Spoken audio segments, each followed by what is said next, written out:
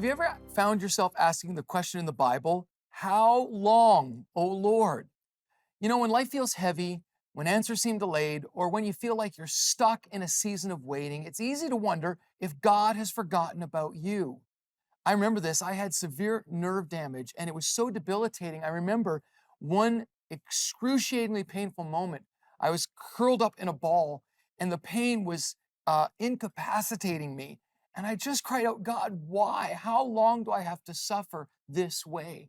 And in that moment, I really did identify with the psalmist in Psalm 13 who cried, how long, O Lord, will you forget me? Forever? How long will you hide your face from me?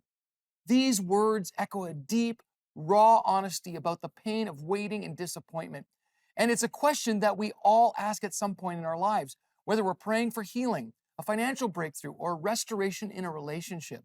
Waiting can feel like a dark tunnel where we question everything. Is God listening? Does he care? Is he ever going to answer my prayer? And it's this tension between God's promise and our present circumstance that can sometimes be so overwhelming. But here is what I have learned from my own painful waiting experiences. First, we must acknowledge our pain and frustration. It's okay to admit how hard it is to wait. It's okay to cry out to God. The Bible doesn't sugarcoat our feelings. God sees our tears, he hears our cries. So cry out to him. Second, choose to remember God's faithfulness. In Psalm 13, the psalmist eventually says, "But I trust in your unfailing love.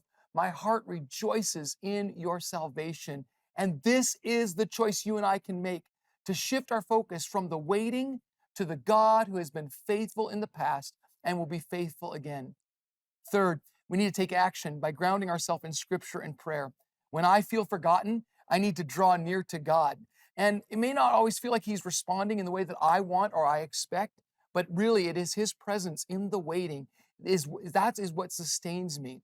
So, journaling or meditating on God's promises, surrounding yourself with a supportive community, as Emily said, or practically finding ways to remain anchored to the truth is so critical at this stage.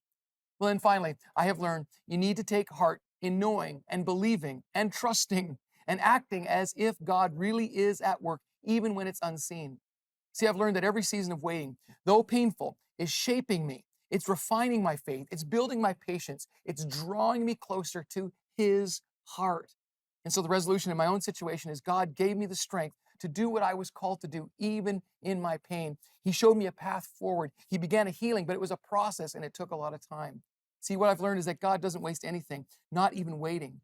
Remember, this time of feeling forgotten or wondering if God will answer your prayer is not in vain.